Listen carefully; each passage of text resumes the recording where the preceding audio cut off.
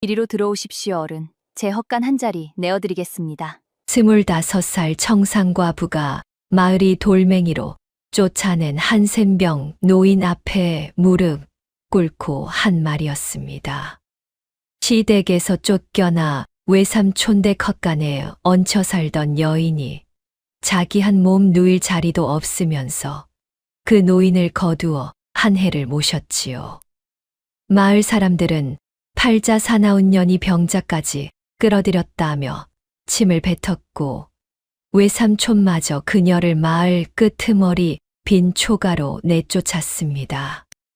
그런데 봄이 다시 돌아온 어느 날 아침 그 산골 살인문 앞에 한양 비단 휘장을 두른 가마 한 채가 멈춰 서더니 도대체 무슨 일이었을까요? 반갑습니다. 옛날 이야기입니다. 오늘도 저희 채널을 찾아주셔서 감사합니다. 구독과 좋아요, 알림 설정 눌러주시면 잊혀진 옛 이야기의 문이 활짝 열립니다. 산봉우리 너머로 해가 길게 누운 어느 늦은 봄날이었습니다. 길섭의 살구꽃은 이미 다 졌고 새로 돋은 풀잎들이 발목을 스치며 사그락사그락 소리를 냈지요. 그 좁은 산길을 한 여인이 보퉁이 하나를 손에 쥔 채 천천히 걸어 오르고 있었습니다. 25살, 연실이라는 이름의 청상과부였습니다. 흰 무명 저고리는 깃이 해져 실밥이 풀려 나왔고 다홍 무명 치마는 빛이 발에 누렇게 변해 있었지요. 머리는 단정한 트레로 묶었으나 그 머리채를 묶은 끈은 검은 실 한 가닥에 지나지 않았습니다. 얼굴은 희고 야위었으며 눈은 깊었지요. 그 눈에는 울음, 자국 같은 것은 없었으나 무엇인가를 다 비워낸 사람의 그것이 가만히 머물러 있었습니다. 한 구비를 돌고 또 한 구비를 돌았습니다. 연실의 발걸음 위로 7해 전의 일들이 한 장 한 장 포개져 떠올랐습니다. 18살 봄에 시집을 갔지요. 산 너머 큰 마을에 글 좀 읽는다는 김진사댁 외아들이었습니다. 첫날 밤에 신랑은 연실의 손을 가만히 잡더니 이렇게 말했습니다. 이리 멀리 와 주어 고맙소. 내가 그대를 평생 외롭지 않게 해주리다. 그 말이 거짓이 아니었음을 연실은 안다고 했습니다. 다만 그가 약속을 지킬 만큼 오래 살지 못했을 뿐이지요. 혼이 난 지 4해 만에 신랑은 까닭 모를 열병을 앓기 시작했습니다. 처음에는 며칠 누워 있다가 일어나곤 했으나 차차 자리에서 일어나는 날이 줄어들었지요. 한약방을 다 다녀보고 산 너머 명이라는 이까지 모셔왔으나 소용이 없었습니다. 마지막 날 새벽 신랑은 연실의 손을 더듬어 잡고 짧은 말을 남겼습니다. 내가 먼저 가서 미안하오. 부디 그대 자신을 잊지는 마시오. 연실의 나이 22이었습니다. 그 뒤로 3년을 시집에서 더 살았지요. 시아버지는 본디 점잖은 분이라 며느리를 책망하지는 않으셨으나 시어머니는 달랐습니다. 외아들을 잃은 마음이 어디로 흘러갈 곳이 없으니 그것이 며느리에게로 향한 것이었지요. 내가 들어와서 우리 아들을 잡아먹은 것이지. 사주가 사나운 사람이라 점쟁이가 진작 말해주지 않더냐. 그 말을 한 번이 아니라 100번을 들었다고 했습니다. 연실은 한마디도 대답하지 않고 다만 새벽마다 일어나 마당을 쓸고 우물물을 길어 부엌을 데웠지요. 25살 봄 시아버지가 마침내 사람을 시켜 연실을 불렀습니다. 애야, 너에게 죄가 없음을 내가 안다. 허나 이 집에 더 둘 수가 없구나. 친정으로 돌아가거라. 친정 부모는 일찍 가셨다 하니 외삼촌이라도 찾아가야 할 것이다. 연실은 큰절 한 번을 올리고는 보퉁이 하나만을 챙겨 그 집을 나섰습니다. 시어머니는 끝내 안방문을 열지 않았지요. 그 보퉁이 하나가 지금 연실의 손에 들려 있는 것이었습니다. 산골 친정마을 어귀에 이르러 연실은 잠시 발을 멈추고 마을을 내려다보았습니다. 부모가 일찍 세상을 떠나고 외동딸로 자란 마을이지요. 그 이름을 기억해 줄 사람이 그리 많지 않았습니다. 살인문 너머로 몇몇 시선들이 슬그머니 뻗쳐 나오는 것이 등으로 느껴졌습니다. 아니, 저게 누군가? 어디 보자 김영감네 외동딸이 아닌가? 시집간 그 애 말일세. 그렇구먼. 헌데 저 꼴을 좀 보게나. 보퉁이 하나 들고 친정으로 돌아왔다면 청상이 된 개로구먼. 어허, 사주가 사납다더니 정말이었나. 쑥떡이는 소리가 등 뒤에서 들려왔지만 연실은 고개를 들지 않았습니다. 묵묵히 외삼촌 댁을 향해 걸음을 옮길 뿐이었지요. 한 발 한 발 옮길 때마다 발등이 무거워졌으나 등은 곧게 폈습니다. 그것 하나는 시어머니의 어떤 말로도 꺾이지 않았던 것이지요. 외삼촌은 마당에서 도끼로 장작을 패고 있었습니다. 도끼 소리가 한 번, 두 번 울리다가 우뚝 멈추더니 외삼촌이 천천히 고개를 들었지요. 너 연실이 아니냐? 연실은 보퉁이를 마당 한쪽에 가만히 내려놓고 그 자리에 그대로 무릎을 꿇었습니다. 외삼촌, 저 좀 거두어 주시지요. 갈 곳이 없습니다. 외삼촌은 한참을 말이 없었습니다. 손에 들었던 도끼를 옆에 천천히 내려놓고 짧게 한숨을 내쉬더니 마당 한쪽 달들이 깃털을 털며 지나가는 것을 무심히 바라보았지요.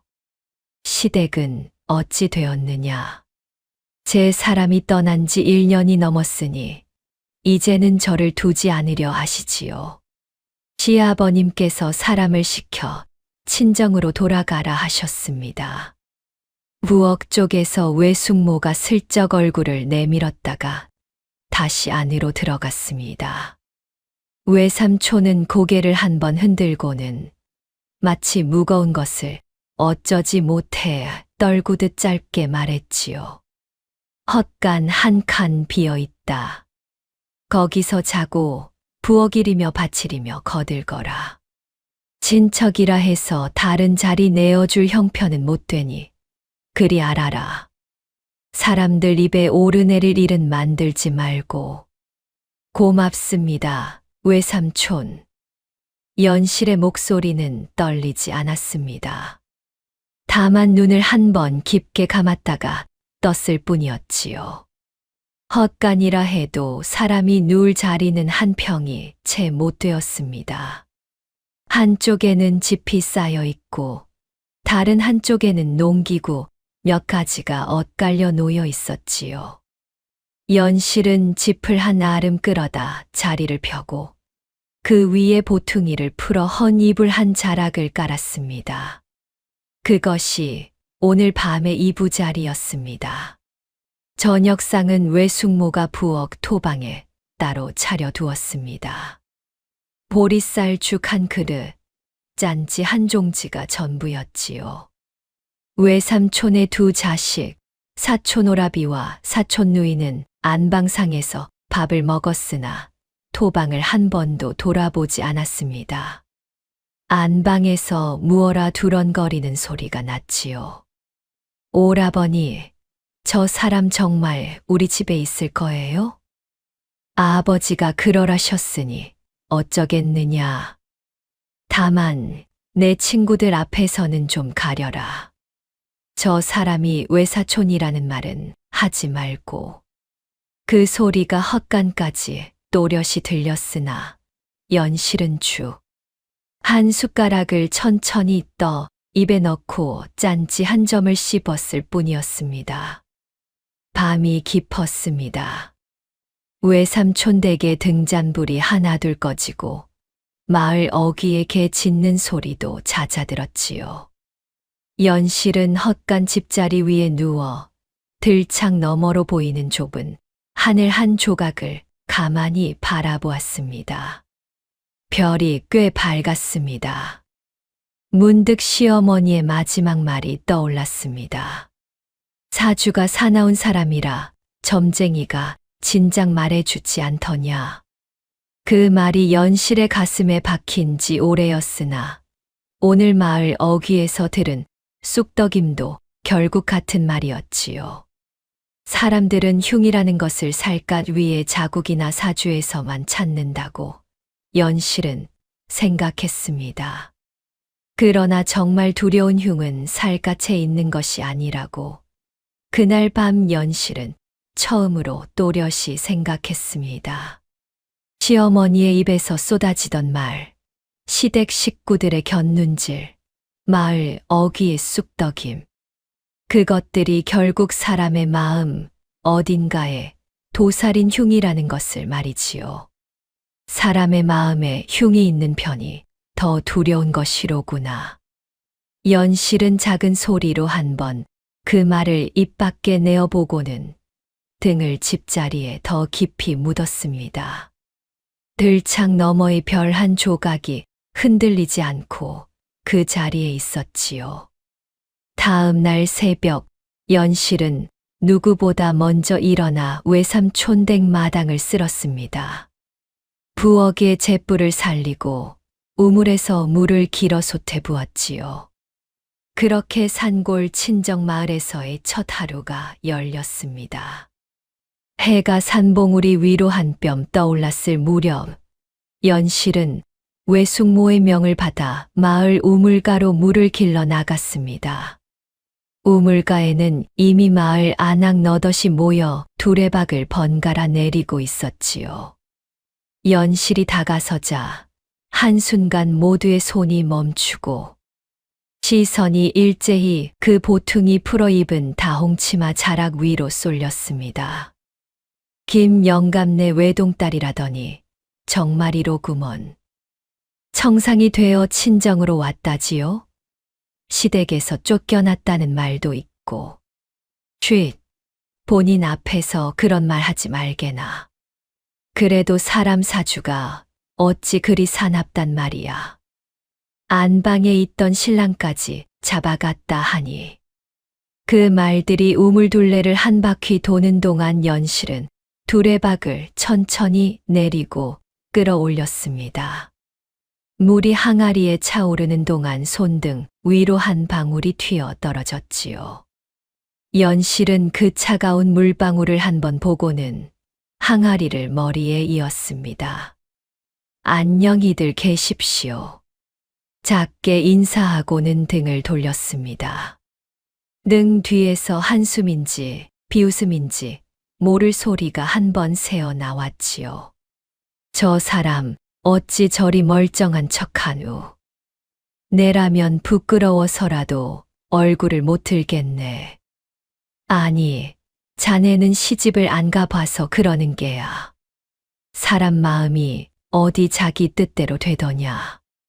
집으로 돌아오는 길에 연실은 어릴 적 아버지가 지팡이로 자신의 키를 그어 표시에 두었던 살인문 옆 감나무 둥치를 한번 가만히 만져보았습니다. 그 자리에 그어진 금은 비바람에 다 닳아 없어진 지 오래였지요. 부모가 살아 계시던 그 자리에 외삼촌 댁에 빨랫줄이 가로질러 묶여 있었습니다. 외삼촌 댁 마당에 들어서니 사촌 오라비가 마침 살인문을 나서다가 항아리를 인 연실과 눈이 마주쳤습니다. 연실이 가만히 고개를 한번 숙여 인사하자 사촌 오라비는 들리지 않을 만큼 짧게 헛기침을 한번 하고는 시선을 비스듬히 돌렸지요. 길 비키시오. 진하는 말투가 친척의 그것이 아니었으나 연실은 항아리를 부엌으로 옮겨 천천히 부었습니다. 그 옆에서 사촌 누이는 낡은 거울 앞에서 머리를 매만지다가 연실이 부엌으로 들어서자 빗을 든 손을 슬쩍 멈추었습니다. 언니라고 부르지는 못해도 형님이라는 말은 어찌해야 할까요? 마을에서들 자꾸 묻길래 왜 사촌이라 부르시면 됩니다. 그 이상도 그 이하도 아니지요. 연실은 조금도 화내지 않고 다만 그렇게 짧게 답할 뿐이었습니다. 사촌 누이는 그 말의 무게를 잠시 헤아리는 듯 하더니 빗질을 마저 마치고 안방으로 들어갔습니다. 그날 낮 연실은 외숙모를 따라 밭으로 나가 호미를 들었습니다.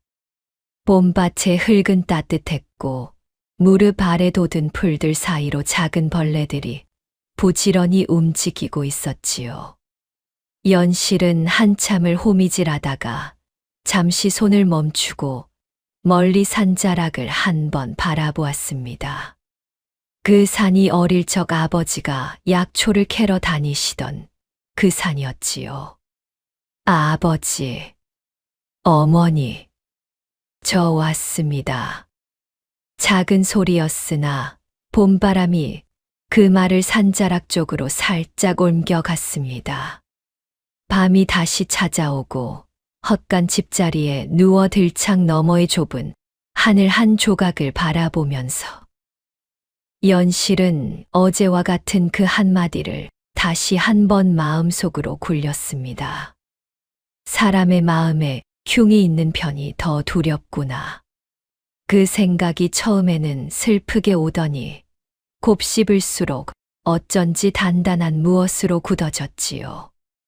연실은 그렇게 산골 친정마을에서의 두 번째 밤을 맞았습니다. 마을 사람들의 손가락은 그날부터도 등 뒤를 따라다녔으나 연실은 한 번도 돌아보지 않았지요. 다만 산자락을 향해 한 번씩 가만히 고개를 들었을 뿐입니다. 한 달이 지나고 또 한 달이 지났습니다. 보리 이삭이 산자락을 누렇게 물들이던 초여름의 어느 한낮이었지요. 연실이 외숙모의 심부름으로 마을 어귀의 방앗간을 다녀오는 길에 마을 한복판 느티나무 아래에서 사람들의 고함과 발 구르는 소리가 들려왔습니다. 저리 가시오, 저리. 이쪽으로 오지 말라니까. 우리 마을에 무슨 짓이오? 어디서 온 사람이오, 대체? 연실이 발걸음을 옮겨 가까이 다가가 보니 느티나무 아래에 한 노인 한 분이 어쩔 줄 모르고 서 있었습니다. 흰 머리에 흰 수염이 반쯤 엉겨붙은 예순을 훌쩍 넘긴 노인이었지요. 해진 잿빛 두루마기는 이미 흙이 묻어 색을 알아볼 수 없을 정도였고 발에는 집신 한 짝이 겨우 걸쳐져 있었습니다. 문제는 그 손이었습니다. 오른손 손가락 두 마디가 굽어 안으로 말려 있었고 손등에는 분홍빛이 도는 자국이 듬성듬성 보였지요. 발에서는 누런 진물이 한 방울씩 흘러 집신 위로 떨어지고 있었습니다. 한 번 본 적은 없어도 마을 사람이라면 대번에 알아볼 만한 모습이었지요. 문둥이가 들어왔다. 누군가 그렇게 외치는 순간 마을 사람들은 일제히 한 발씩 뒤로 물러섰습니다. 그러더니 누가 먼저랄 것도 없이 발치에 돌멩이를 집어들었지요. 한 사람이 던지자 두 사람이 던지고 두 사람이 던지자 다섯 사람이 따라 던졌습니다. 썩 나가라. 우리 아이들에게 옮을 일 있겠는가. 어디서 흘러든 떠돌이가 감히 우리 마을에 들어오느냐. 저쪽 산기슭으로 가, 저쪽으로. 돌멩이 한 개가 노인의 어깨에 맞아 둔탁한 소리가 났습니다. 노인은 어깨를 한 번 움찔하더니 한마디도 변명하지 않고 그저 천천히 등을 돌렸지요. 그 등이 굽어 있었으나 신기하게도 무릎은 곧게 서 있었습니다. 미안하오. 이 늙은이가 길을 잘못 들었구려. 더는 패 끼치지 않으리다. 목소리는 거칠었으나 그 안에 한 가지가 있었습니다. 마을 사람 누구의 입에서도 나오지 못할 어떤 것이었지요. 학식 있는 사람의 그 가지런한 가락이었습니다. 그러나 마을 사람들은 그것까지 들을 여유가 없었습니다. 빨리 나가시오, 빨리. 또 한 번 돌멩이가 날아왔고 이번에는 노인의 머리를 살짝 스치고 지나갔습니다. 노인은 뒤를 돌아보지 않은 채 한 발 한 발 마을 어귀 쪽으로 절뚝이며 걸어 나갔지요. 연실은 방앗간에서 받아온 보리쌀 자루를 옆구리에 끼고 그 자리에 그대로 멈춰 서 있었습니다. 사람들의 고함이 가시고 마을 사람들이 하나둘 흩어진 뒤에도 한참을 그렇게 서 있었지요. 옆을 지나던 한 안악이 연실의 옆구리를 슬쩍 치더니 말했습니다. 자네도 어서 가게나. 저런 사람과 가까이 있다가 우리까지 옮을라. 병이라는 것이 그렇게 쉽게 옮는 것입니까? 연실이 가만히 묻자 안악은 잠시 멈칫하더니 벼란간 목소리를 높였습니다. 아니, 자네 지금 무슨 말을 하는 게야? 옮아서 자네 외삼촌네까지 망하면 어쩌려고. 안 그래도 청상이라고 마을에서 말이 많은데 더는 사람들 입에 오르내리지 말게. 안악은 그 말을 남기고는 종종걸음으로 사라졌습니다. 연실은 보리쌀 자루를 들고 외삼촌 댁으로 향했으나 그 발걸음이 어쩐지 무거웠지요. 마을 어귀를 지나면서 노인이 절뚝이며 사라진 산기슭 쪽을 한번 바라보았습니다. 그 자리에 무너진 움막 한 채가 있다는 것을 연실은 알고 있었습니다. 어릴 적 약초 캐는 사람이 잠시 비를 피하던 자리였지요. 저녁 때가 지나도 연실의 마음은 가라앉지 않았습니다. 부엌일을 마치고 헛간으로 돌아와 집자리에 앉았을 때 연실은 자기 자신에게 한 번 가만히 물었습니다. 마을이 옳으냐, 내 마음이 옳으냐. 답은 이미 정해져 있었습니다. 다만 그 답을 따라 움직이는 것이 두려웠을 뿐이지요. 연실은 부엌에서 식은 보리밥 한 덩이와 짠지 한 종지를 보퉁이에 싸들고 호롱불 한 자루를 챙겼습니다. 그러고는 외삼촌 댁의 살인문이 닫히는 소리를 등지고 마을 어귀 산기슭을 향해 걸음을 옮겼지요. 산기슭에 무너진 움막은 지붕이 반쯤 내려앉아 있었고 안에서는 인기척이라곤 가는 숨소리뿐이었습니다. 연실은 호롱불을 한번 흔들어 안을 비추었지요. 노인은 흙바닥에 한쪽으로 쓰러져 가슴팍을 한 손으로 꼭 누른 채 짧게 숨을 쉬고 있었습니다. 그 손은 가슴 안쪽 무엇인가를 지키려는 듯한 모양이었습니다. 연실은 호롱불을 가만히 내려놓고 그 자리에 무릎을 꿇었습니다. 그러고는 노인의 귀에 들리도록 또렷하게 그러나 부드러운 소리로 말했습니다. 이리로 들어오십시오, 어른. 제가 모셔가겠습니다. 노인이 천천히 눈을 떴습니다. 호롱불빛에 비친 그 눈에는 의심도 두려움도 아닌 어떤 것이 깃들어 있었지요. 오랫동안 잊고 있던 것을 다시 만난 사람의 눈이었습니다. 너는 누구냐? 이 마을 사람입니다.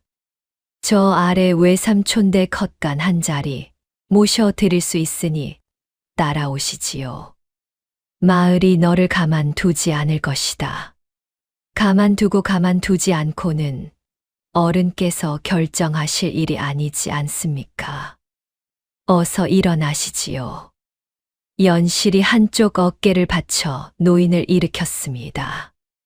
노인은 짧게 신음했으나 그 집신 한 짝을 끌며 한 발 한 발 연실을 따라 산기슭을 내려왔지요.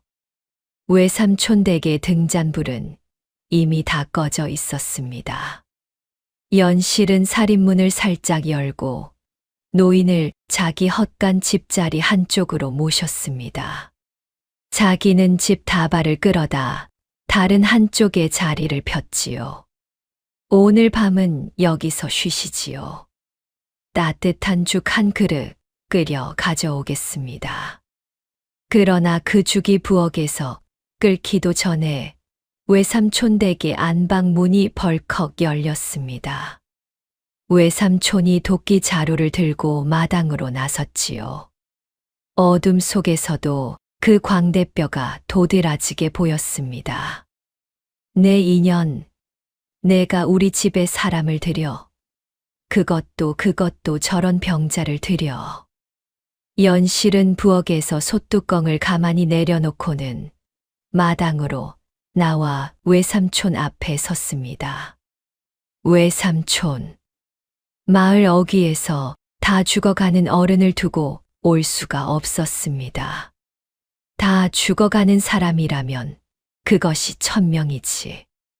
어찌 우리 집안 망치는 일을 내가 끌어들이느냐. 우리 아이들 시집장가 다 가야 한다. 마을에서 무슨 말이 돌게 만들 셈이냐. 옳는다는 것이 정말입니까? 옳는다는 말은 제가 들어본 적이 없습니다. 내가 지금 누구한테 말대답을. 외삼촌이 도끼 자루를 한 번 들어 올렸으나 차마 내려치지는 못했습니다. 다만 손가락질을 한 번 마당 밖으로 향하더니 그대로 굳어버린 듯한 말투로 내뱉었지요. 나가라. 너희 둘 다 오늘 밤 안으로 이 집에서 나가라. 내일 해 뜨고도 저 헛간에 자가 있으면 그때는 내가 정말 도끼를 들고 나설 테다. 연실은 한참을 가만히 외삼촌의 눈을 바라보았습니다. 그 눈 안에 도살인 것은 분노가 아니었지요. 두려움이었습니다. 마을의 입에 오르내릴 두려움, 자기 자식들의 혼사가 흔들릴 두려움, 자기 농지의 품삯이 끊길 두려움. 연실은 그 두려움을 똑똑히 보았으나 그것을 입 밖에 내지는 않았습니다. 알겠습니다, 외삼촌. 오늘 밤 안에 나가겠습니다. 하룻밤 거두어 주신 은혜는 잊지 않겠습니다. 연실은 그렇게 짧게 말하고 헛간으로 돌아가 노인을 부축해 일으켰습니다. 헛간 한쪽 집단 위에 묶어두었던 자기의 보퉁이를 다시 등에 메었지요. 어른, 갈 곳이 한 군데 더 있습니다. 마을 끄트머리에 비어있는 초가 한 채를 제가 압니다. 거기로 모시지요. 노인은 한참을 말없이 연실의 얼굴을 바라보더니 가는 소리로 한마디를 흘렸습니다. 내 손이 더 흉해도 너는 두려워하지 않는구나. 흉이라는 것은 살갗에 있는 것이 아니지요. 연실은 그렇게만 답하고는 노인의 한쪽 팔을 어깨에 두르고 마당을 가로질렀습니다. 외삼촌은 도끼 자루를 손에 든 채 굳어 서 있었고 그 등 뒤로 외숙모와 두 사촌의 그림자가 안방 들창에 어른거렸지요. 살인문을 나서니 별이 어제보다도 밝았습니다. 연실은 한 손으로 노인의 팔을 받치고 다른 한 손에 호롱불 자루를 쥐었습니다. 그렇게 산골의 마을길을 둘이 함께 천천히 걸어 나갔지요. 그 발자국 소리만이 한밤의 마을을 가만히 가로지르고 있었습니다. 마을 한복판을 지날 때였습니다. 어느 집의 들창이 살짝 열리더니 한 사내의 목소리가 새어 나왔습니다. 저게 누군가, 김첨지댁 외조카가 아닌가. 옆에 누구를 데리고 가는 게야.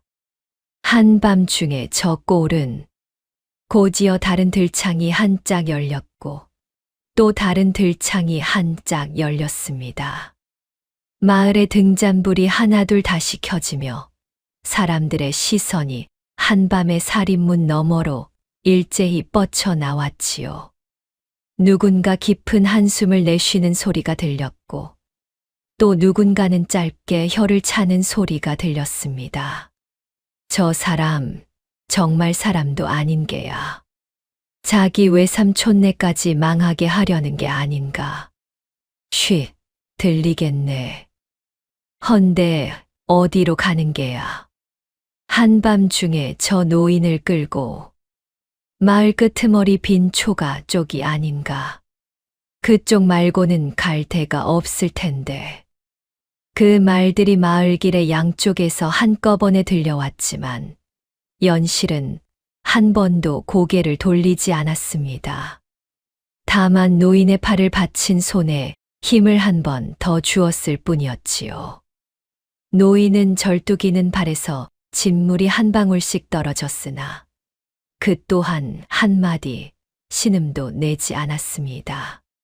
그 두 그림자가 마을 끄트머리에 가까워질 무렵 한 늙은 안악이 살인문 안에서 머리만 빼꼼히 메밀고 짧게 한마디를 던졌습니다.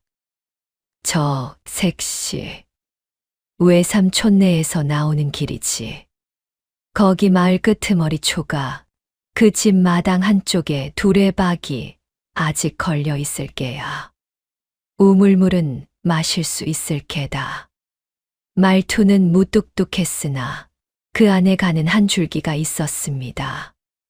연실은 잠시 발걸음을 멈추고는 들창 너머로 가만히 고개를 한 번 숙였지요.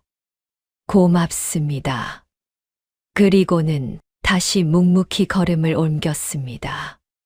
그 늙은 안악은 들창을 닫지 않은 채 한참을 그 자리에 서서 두 그림자가 어둠 속으로 사라지는 것을 가만히 바라보았다고 합니다. 마을 끄트머리에 이르렀을 때 별빛 아래 한 채의 빈 초가가 모습을 드러냈습니다. 지붕은 한쪽이 비스듬히 내려앉아 있었고 마당의 절반은 잡초로 덮여 있었지요. 살인문은 이미 한쪽이 떨어져 나가 빗두름하게 걸려 있었으며 마당 한 구석에 늙은 안악의 말대로 두레박 하나가 우물 위에 가만히 걸려 있었습니다. 연실은 호롱불을 들어 안을 비추었습니다. 몽당에는 묵은 먼지가 손가락 한 마디만큼 쌓여 있었고 부엌에 가마솥은 검게 그을린 채 그대로 걸려 있었지요. 살림이라곤 사람의 손길이 닿지 않은 지 한참 된 그 흔적뿐이었습니다. 어른, 들어가시지요. 오늘 밤은 여기서 쉬셔야 하겠습니다. 연실은 노인을 봉당 윗목에 모셨습니다. 그러고는 부엌으로 들어가 잿불을 살피려 했으나 솥에는 물 한 방울도 남아 있지 않았지요. 연실은 두레박을 들고 우물로 가 한 번 한 번 물을 길어 올렸습니다. 두레박이 우물벽을 스치며 끼익 소리를 냈고 그 소리는 한밤의 산골을 가만히 울리고 있었습니다. 물 한 솥이 끓는 사이 연실은 자기 보퉁이에서 식은 보리밥 한 덩이를 풀어 끓는 물에 풀어 죽 한 그릇을 만들었습니다. 짠지 한 점을 곁들여 노인 앞에 놓았지요. 어른, 차린 것 없습니다만 우선 한 술 드시지요. 노인은 한참을 가만히 그 죽 그릇을 내려다보았습니다. 그러더니 천천히 손을 들어 숟가락을 잡았는데 굽은 손가락이 숟가락을 제대로 쥐지 못했지요. 노인은 한 번 더 시도했지만 손가락은 마음대로 움직이지 않았습니다. 연실이 가만히 다가가 노인의 손에서 숟가락을 받아들고 죽을 한 술 떠 노인의 입가에 가져다 댔습니다. 어른, 미안하실 것 없습니다. 한 술씩 천천히 드시지요. 노인은 그 죽을 한 술 받아 삼키고 잠시 눈을 감았습니다. 감은 눈가에 무엇인가가 가만히 맺혔다가 흰 수염을 따라 천천히 흘러내렸지요. 고맙다. 이 늙은이가 평생 이 한 그릇의 죽을 잊지 못할 것이다. 연실은 한 술 더 떠 노인의 입가로 가져갔습니다. 그러면서 작은 소리로 답했지요. 한 그릇 죽 따위로 빚을 지셨다 하지 마십시오. 그저 사람이 사람에게 드리는 것일 뿐이니. 노인은 그 말을 들으며 다시 한번 눈을 감았습니다. 한참을 그렇게 두 사람은 봉당 윗목에 마주 앉아 있었지요. 등잔불이 흔들릴 때마다 노인의 가슴팍 안쪽에서 무엇인가가 작게 들썩이는 것이 연실의 눈에 잠시 비쳤습니다. 그러나 연실은 그것을 못 본 척하고 다음 한 술을 천천히 떠 올렸을 뿐이었습니다. 밤이 깊어가는 동안 마을 끄트머리 빈 초가의 한 칸 봉당에 두 사람의 그림자가 호롱불에 비쳐 흔들리고 있었습니다. 그 빛이 들창 너머로 멀리 새어 나갔으나 마을 사람들은 누구 하나 그 불빛을 거두러 오지 않았지요. 다만 마을 어귀의 그 늙은 아낙만이 자기 안방 들창 한쪽을 끝내 닿지 않은 채 그 불빛을 가만히 바라보고 있었습니다. 그 밤이 연실과 노인의 한 해, 길고 긴 한 해의 첫째 날이었습니다. 새벽이 빈 초가의 봉당 위로 천천히 흘러 들어왔습니다. 연실은 모로 누운 채 짧은 눈을 붙이고 있었으나 봉당 한쪽에서 노인의 가는 숨소리가 들리는 것을 잊지 않고 있었지요. 달구는 소리가 산자락에서 한번 길게 울렸을 때 연실은 자리에서 일어나 부엌 쪽으로 나갔습니다. 부뚜막의 잿불은 거의 다 꺼졌으나 깊이 들여다보니 한 줌 정도의 잿불이 아직 살아 있었습니다. 연실은 그 잿불 위에 마른 소리풀 한 줌 얹고 후 한 번 입김을 불었지요. 잠시 후 소리피 살아나 부엌에 가는 매캐한 냄새가 퍼졌습니다. 연실은 두레박을 우물에 내려 물을 길어 솥에 부었습니다. 그러고는 봉당으로 돌아와 노인의 곁에 앉았지요. 노인은 어제보다 얼굴빛이 한결 가셨으나 집자리 위의 발등에서 진물이 또 한 방울 떨어져 있었습니다. 어른, 잠시 발을 보이시지요. 닦아 드리겠습니다. 노인이 천천히 눈을 떴습니다. 굽은 손가락으로 발치개를 가리려 했으나 연실이 가만히 그 손을 비키게 했지요. 보이시는 것이 부끄러우신 것은 압니다. 그러나 이 자리에는 저뿐이고 부끄러움은 이 자리에 두고 가시면 됩니다. 연실은 끓는 물을 한 그릇에 떠와서 자기 다홍 무명 치마의 끝자락을 한 뼘 정도 쭉 잡아 찢었습니다. 그 천 조각을 따뜻한 물에 적셔 노인의 발 진물을 한 번 한 번 천천히 닦아 내렸지요. 그러고는 다시 한 뼘을 더 찢어 그 천을 노인의 발에 둘러 묶었습니다. 다홍 치맛자락이 2자가량 짧아져 있었습니다. 노인은 처음에는 차마 그 광경을 보지 못하다가 발이 따뜻해지자 천천히 고개를 들어 자기 발을 둘러싼 다홍천 조각을 가만히 내려다보았지요. 내 치맛자락이로구나. 한낱 천일 뿐이지요. 집신이 닳아 떨어지면 어른께서 또 어찌 걸으시겠습니까? 내 손이 더 흉하고 발이 이렇게 진물을 흘려도 너는 두려워하지 않는구나. 연실은 그 물음에 잠시 손을 멈추었습니다. 그러더니 노인의 눈을 똑바로 바라보고 한마디씩 또박또박 답했지요. 흉이라는 것은 살갗에 있는 것이 아닙니다, 어른. 그러면 어디에 있다고 하느냐? 사람의 마음에 흉이 있는 것이 더 두렵지요. 살갗의 흉은 약초로도 다스려지나 마음의 흉은 그러하지 못하니 말입니다. 노인은 그 말을 듣고 한참을 말없이 연실의 얼굴을 바라보았습니다. 그 흰 수염 너머의 눈빛이 잠시 흔들렸으나 곧 깊은 한숨을 한 번 길게 내쉬었지요. 그 한숨은 한밤중 산기슭을 한 번 휘돌아 나가는 바람과도 같은 것이었습니다.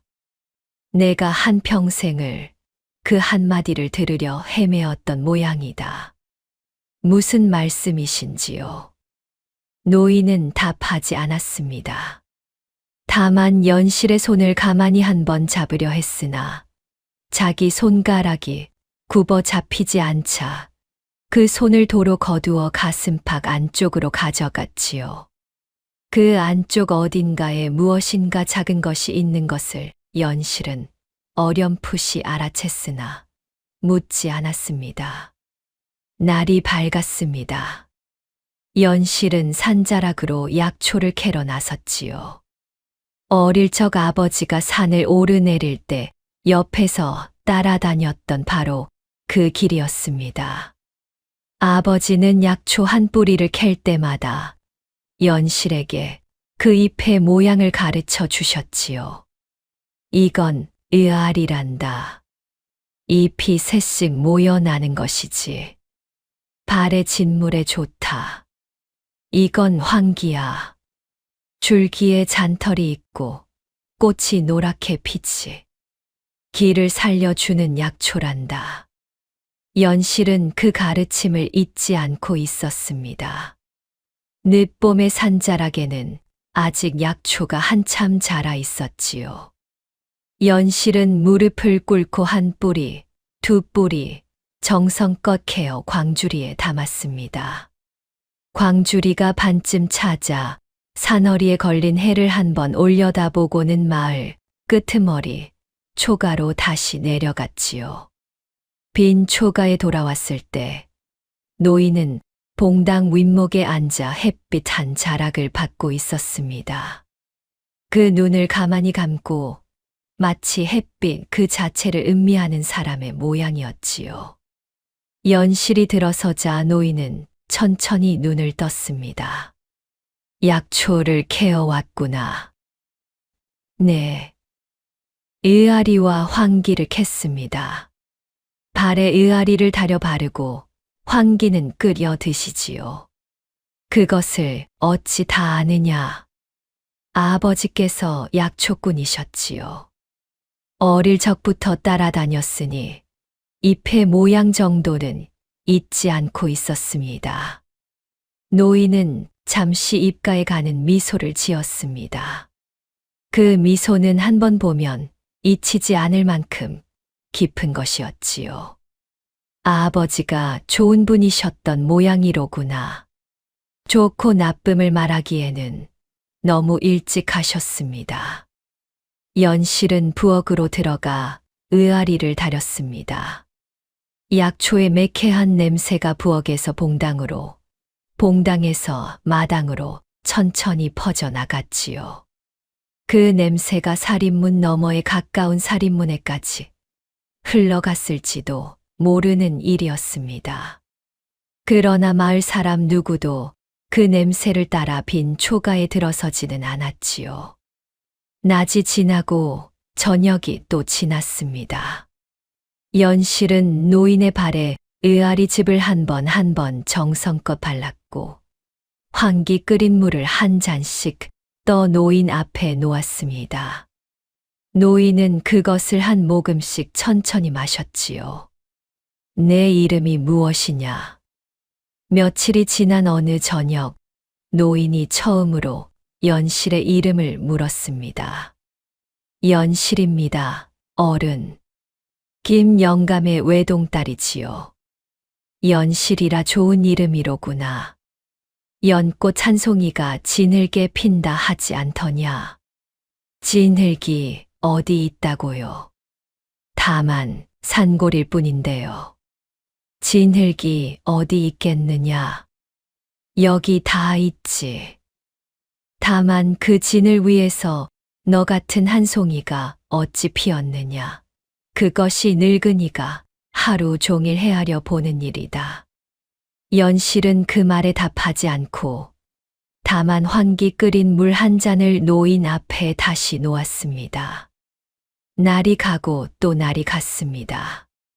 빈 초가의 봉당은 점점 사람의 살림 흔적이 묻어났습니다. 연실은 마당에 잡초를 뽑고 떨어진 살인문 한 짝을 엮어 다시 걸어두었지요. 우물둘레에 떨어진 낙엽을 치우고 부엌의 솥을 닦아 빛이 나게 했습니다.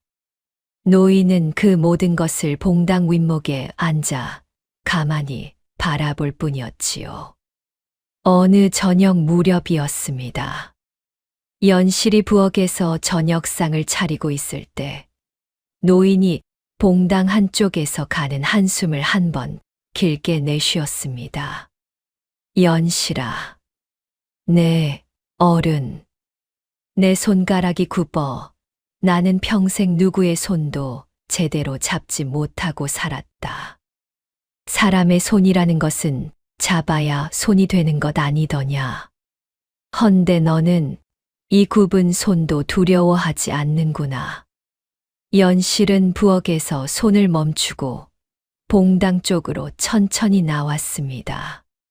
그러고는 노인의 굽은 손 위에 자기 손을 가만히 얹었지요. 그 굽은 손가락 사이로 연실의 손가락 5개가 천천히 끼워졌습니다. 이렇게 잡으면 잡힙니다, 어른. 손이라는 것이 본디 굽고 곧고가 무슨 상관이겠습니까? 잡고자 하는 마음이 있느냐, 그것뿐이지요. 노인의 눈이 순간 깊어졌습니다. 흰 수염 너머로 한 줄기가 가만히 흘러내렸으나 노인은 그것을 닦지 않았지요. 다만 연실의 손을 가만히 자기 손가락 사이에 끼운 채 한참을 그렇게 봉당 윗목에 앉아 있었습니다. 저녁상이 식어가고 있었으나 두 사람은 그 자리를 한참 동안 떠나지 않았지요. 며칠이 지난 어느 한낮 마을 쪽에서 어린 발자국 소리가 빈 초가의 살인문 가까이까지 다가왔다가 멈춘 적이 있었습니다. 연실이 부엌에서 솥을 닦다가 그 기척에 고개를 들었지요. 살인문 한쪽 너머로 7, 8쯤 되어 보이는 사내 아이의 얼굴이 살그머니 비쳤습니다. 손에는 보리 한 줌이 묻은 보자기를 꼭 쥐고 있었지요. 누구냐? 연실이 가만히 묻자 아이는 한참 말이 없다가 짧게 한마디를 내뱉었습니다. 우리 할머니가 두고 가라고. 아무한테도 말 말고. 아이는 그 보자기를 살인문 안쪽에 살짝 던져두고는 뒤도 돌아보지 않고 마을 길을 내달려 사라졌습니다. 연실은 그 자리에 한참을 서 있다가 보자기를 풀어보았지요. 보리 한 뙤박과 마른 멸치 한 줌이 들어 있었습니다. 한쪽 모서리에 한자로 작게 무엇인가가 적혀 있었지요. 연실은 그 글씨를 읽지 못했으나 보자기를 들고 봉당으로 돌아와 노인 앞에 펼쳤습니다. 어른, 이것 보십시오. 한 아이가 두고 갔는데 이 글씨가 무어라 적혀 있는지요. 노인은 그 글씨를 한번 가만히 들여다보더니 가는 미소를 입가에 띄었습니다. 인심런신 두 글자로다. 사람의 마음이라. 사람의 마음 그 한마디이군요. 마을이 다 같은 입을 가진 것은 아니로구나. 그 늙은 안악이 누구인지는 모르겠으나 그 손주의 발걸음을 빌려 한 뙤박을 보낸 것이지. 연실은 그 보자기를 가만히 접어 부엌 실ong 위에 올려두었습니다. 그날 저녁 연실은 봉당 윗목에서 노인 앞에 그 보자기를 다시 펼쳐놓고 한 번 더 그 글씨를 들여다보았습니다. 어른, 저는 그를 모릅니다. 그저 간신히 제 이름 석자만 알지요. 연실아, 글이 무엇이라 생각하느냐? 그것이 잘 모르겠습니다. 다만 글이 있으면 좋겠다 싶을 때가 있지요. 부모님 산소에 한 번이라도 글로 안부를 적을 수 있다면 하는 마음 같은 것 말입니다. 노인은 잠시 흰 수염을 한 번 쓸어내렸습니다. 그러더니 마당 한쪽 흘 위에 굽은 손가락 끝으로 한 글자를 천천히 그렸지요. 보아라. 이것이 인연, 사람 자다. 두 다리로 서로 기대어 서 있는 모양이지. 사람이 혼자 서 있으면 한 다리 사람이고 둘이 기대어 서 있으면 사람 인자가 되는 것이다. 한 다리만 있으면 사람이 못 됩니까? 못 되는 것은 아니나 그것은 흔들리는 사람이지. 둘이 기대어야 흔들리지 않는 사람이 된다. 연실은 그 글자를 한참을 가만히 바라보았습니다. 그러더니 굽은 손가락 끝의 흔적을 따라 자기 손가락 끝으로 한 번 더 그어보았지요. 노인은 그 옆에서 가만히 그 모습을 바라보고 있었습니다. 그날 이후로 연실은 저녁마다 마당의 흘 위에 한 글자씩 노인이 가르쳐 주는 글자들을 따라 그어보았습니다. 인연, 심신, 흉숑 노인은 한 글자를 가르칠 때마다 짧은 풀이를 곁들여 주었지요. 연실은 그 풀이들을 잊지 않으려 마음에 한 번씩 새겼습니다. 여름 한복판의 어느 밤이었습니다. 갑자기 천둥 소리가 산자락 너머에서 한 번 길게 울리더니 한참 뒤 굵은 빗줄기가 빈 초가의 지붕 위로 쏟아져 내렸습니다. 비스듬히 내려앉은 지붕 한쪽에서 빗물이 봉당 안쪽으로 새어 들기 시작했지요. 연실은 자리에서 일어나 양푼 한 짝을 그 자리 밑에 받쳐 두었습니다. 어른, 이쪽이 새는 모양입니다. 좀 비키시지요. 노인이 자리를 옮겼고 연실은 양푼을 받친 자리 옆으로 노인을 모셨습니다. 천둥이 한 번 더 산자락을 흔들고 지나갔지요. 노인은 한참을 빗소리를 듣다가 가는 소리로 한마디를 했습니다. 연실아, 이 비가 그치면 내가 너에게 들려줄 이야기가 한 가지 있다. 무슨 이야기이신지요? 그것이 아직은 이를지도 모르겠다. 그러나 언젠가 들려주마. 다만 한 가지만 미리 말해 두자면 이 늙은이가 너에게 평생 갚을 빚을 졌다는 것이다. 연실은 잠시 양푼에 빗물 떨어지는 소리를 들었습니다. 똑, 똑, 똑. 갚으실 빚이라니요. 어른. 차린 죽 한 그릇과 발에 두른 천 한 자락 가지고 빚이라 하시면 저 같은 사람은 평생 빚쟁이로 살아야 하지 않겠습니까? 그래도 빚은 빚이다. 노인은 그렇게만 답하고는 가슴팍 안쪽에 손을 한번 올려보았지요. 그 안쪽에 무엇인가가 작게 들썩이는 것을 연실은 또 한 번 어렴풋이 보았으나 묻지 않았습니다. 비가 그친 다음 날 아침, 연실은 마을 어귀로 나가 집 한 다발을 얻어왔습니다. 빈 초가 마당의 한쪽에 못 한 자루가 박혀 있는 것을 보고 그 못 2개를 뽑아 들었지요. 그러고는 마당 한가운데에 짚을 펼치고 노인을 봉당 윗목에 앉힌 채 그 옆 작은 발판 위에 마주 앉았습니다. 어른, 지붕은 제가 손볼 줄 모릅니다만 새는 자리에 짚을 한 다발 더 얹는 것은 할 수 있을 것 같습니다. 올라가지 마라. 너 다칠라. 이 정도 지붕은 어릴 적 아버지를 따라 한 번 본 적 있지요. 잠시면 됩니다. 연실은 살인문 옆에 사다리를 끌어다 지붕에 걸치고 집 한 다발을 손에 든 채 한 단 한 단 올랐습니다.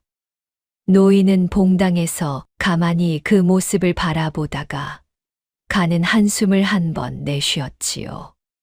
내가 사람이 못할 일이 없구나. 사람이 못할 일이 어디 있겠습니까? 다만 안 하는 일이 있을 뿐이지요. 연실은 새는 자리에 짚을 한 다발 얹고 그 위에 흙 한 줌을 덮어 두었습니다. 그리고 사다리를 내려와 마당 한쪽에 앉아 손에 묻은 흙을 가만히 털었지요. 봉당의 노인이 그 모습을 보면서 처음으로 짧은 웃음을 터뜨렸습니다. 허허.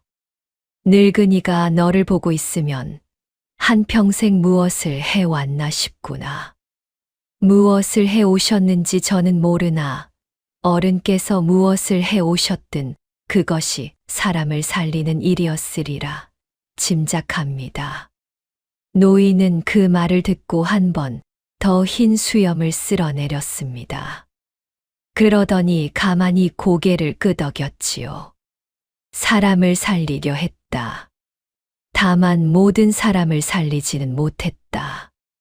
한 사람이라도 살리셨다면 그것이 한 평생을 채우고도 남는 일이지요. 해가 빈 초가의 마당 한복판으로 한 뼘 떠올랐을 무렵 연실은 손에 묻은 흙을 마저 털고 일어나 부엌으로 들어갔습니다. 노인은 봉당 윗목에 앉아 사다리가 걸친 그 지붕 한쪽을 한참 동안 가만히 올려다보고 있었지요. 마을 끄트머리 빈 초가의 한 해가 그렇게 천천히 흐르기 시작했습니다. 가을이 산자락에 천천히 내려앉기 시작했습니다. 마을 끄트머리 빈 초가의 마당에 떨어진 감잎이 바스락거리고 산허리에는 고추잠 자리가 끊임없이 오갔지요. 연실은 그 무렵부터 노인에 대해 한 가지를 천천히 알아가게 되었습니다. 이 노인은 보통의 떠돌이 거지가 아니었습니다. 처음에는 한 가지 약초의 이름을 노인이 알고 있는 정도의 일이었지요. 연실이 광주리에 한 뿌리를 담아 내밀며 이것이 무엇입니까? 하고 한 번 묻자 노인은 그 잎과 뿌리를 한번 살펴보더니 짧게 답했습니다. 삼지구엽 초로구나. 잎이 셋씩 9갈래로 갈라지지.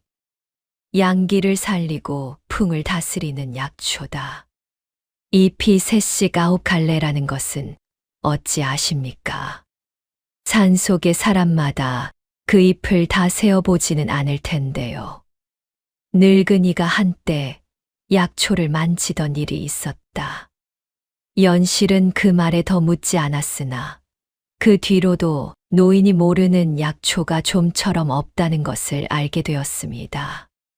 황정도, 천궁도, 지왕도, 오미자도 노인은 한 번 보면 그 자리에서 풀이를 곁들였지요.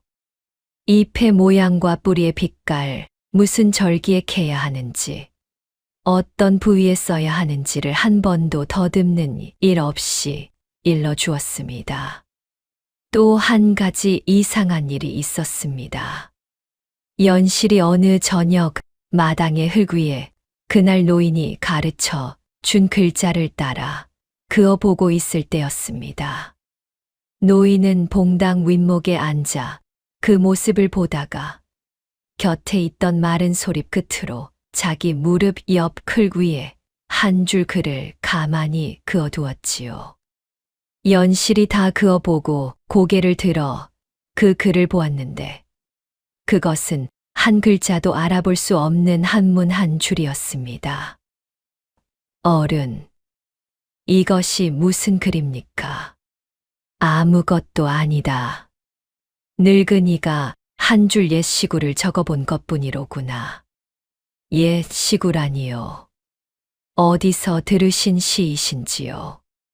노인은 잠시 마른 소리프로 그 흙 위의 글자들을 도로 슬쩍 지웠습니다.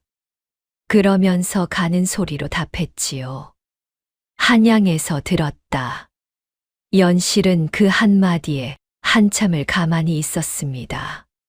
한양이라는 말이 산골의 어떤 떠돌이 입에서도 그렇게 자연스럽게 흘러나오기는 어려운 일이었지요.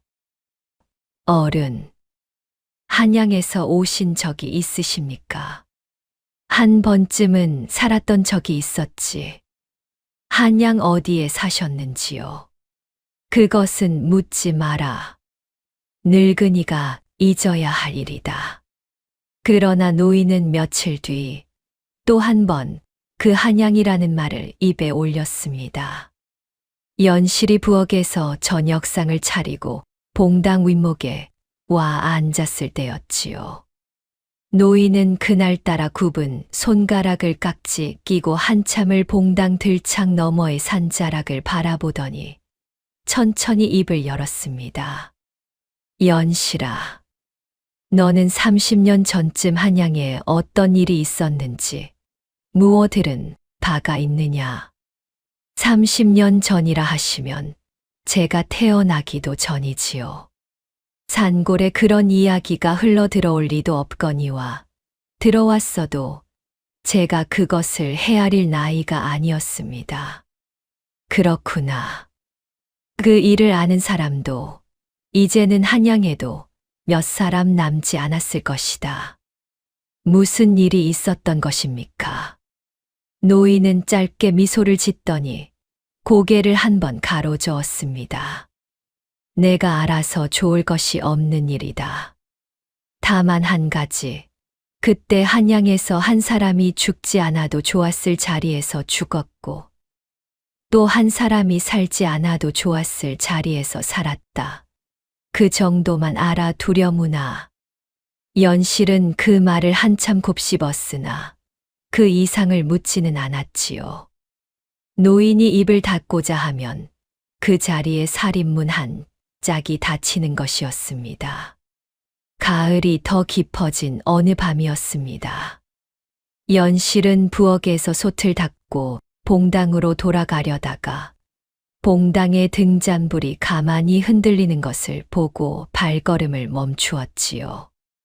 노인은 집자리 위에 모로 앉아 가슴팍 안쪽에서 무엇인가를 천천히 꺼내 들고 있었습니다. 작은 비단 주머니였습니다. 붉은 비단으로 쌓인 손바닥 절반쯤 되는 작은 주머니였지요. 그 비단은 빛이 발에 거의 누렇게 변해 있었으나 본디의 결은 마을 어디에서도 보기 어려운 것이었습니다. 노인은 그 주머니의 끈을 천천히 풀더니 안에서 무엇인가를 한쪽 손바닥 위에 가만히 올려놓았지요.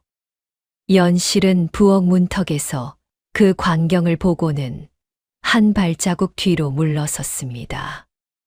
호롱불 빛에 비친 그것은 옥유 한 점이었습니다.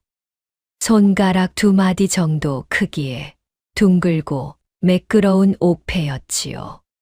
한쪽 면에 무엇인가 글자 같은 것이 새겨져 있는 듯도 했으나 거리가 멀어 그 글자가 무엇인지는 알 수 없었습니다. 노인은 그 옥패를 손바닥 위에 가만히 올려놓고 한참을 그 위에 시선을 떨군 채 미동도 없이 앉아 있었지요. 그 굽은 손가락이 떨리고 있는 것을 연실은 멀리서도 알 수 있었습니다.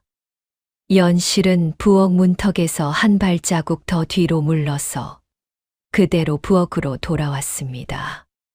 봉당의 등잔불 빛이 부엌 봉창으로 가는 한 줄로 새어 들어왔지요. 연실은 솥뚜껑을 가만히 든 채로 그 한 줄의 빛을 한참을 바라보았습니다. 무엇을 보아도 못 본 척하는 것이 사람의 도리일 때가 있다고 연실은 그날 밤 처음으로 또렷이 알았지요.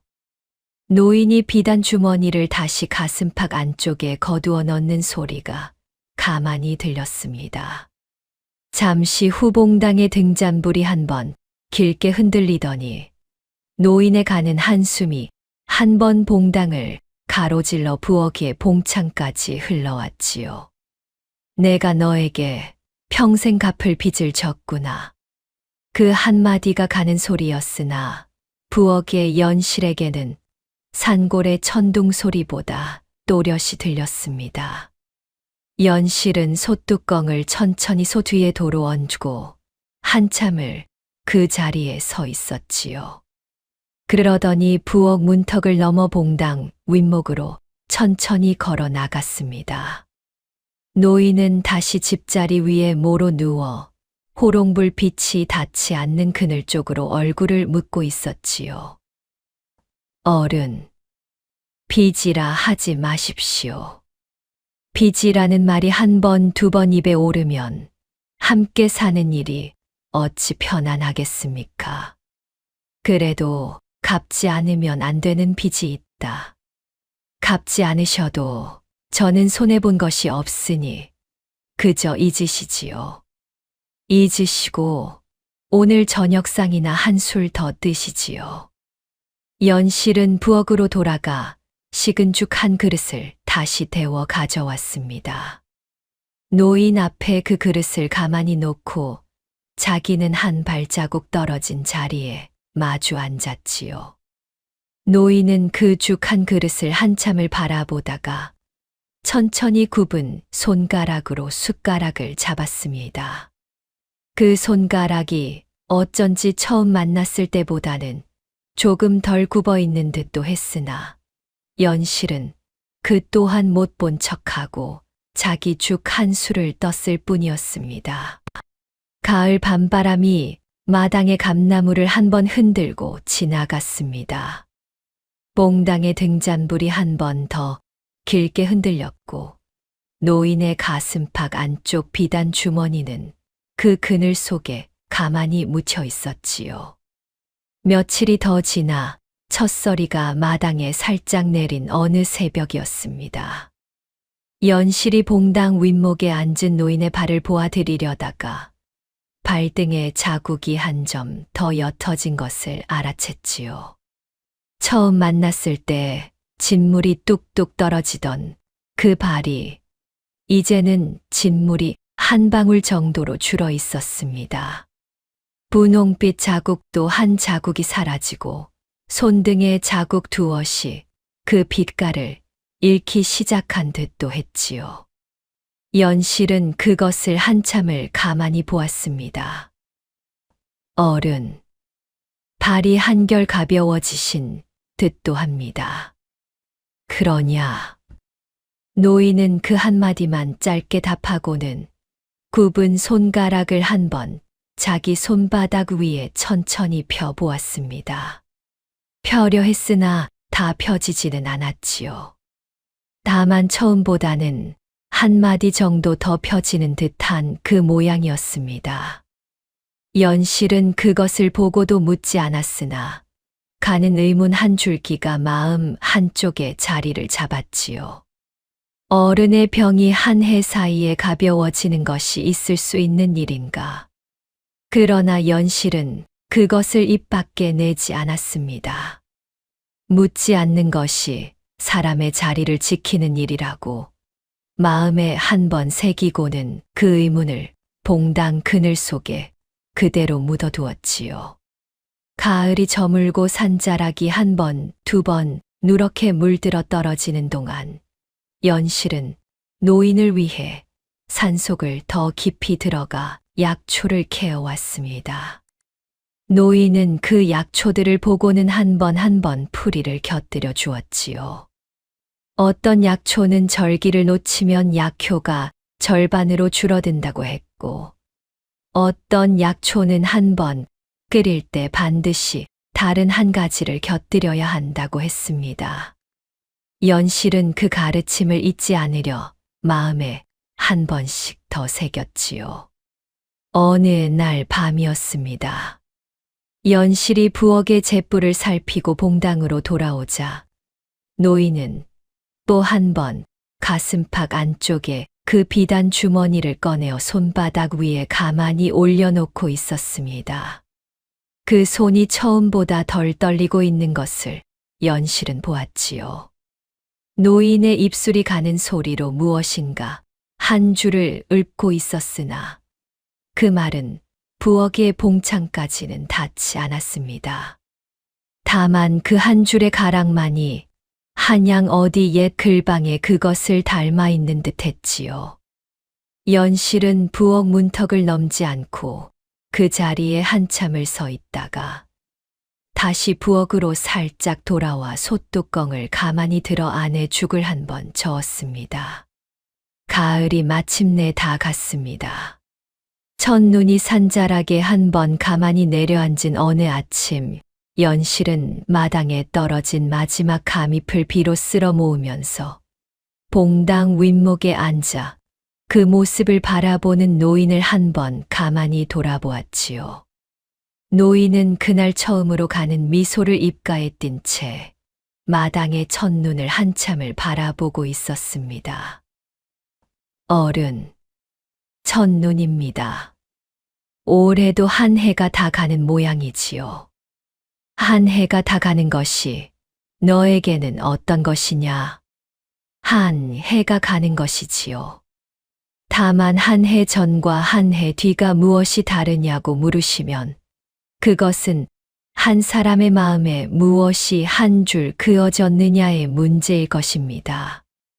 노인은 그 말을 듣고 한 번 더 흰 수염을 쓸어내렸습니다. 마당에 첫눈이 한 송이씩, 두 송이씩 내려앉고 있었지요.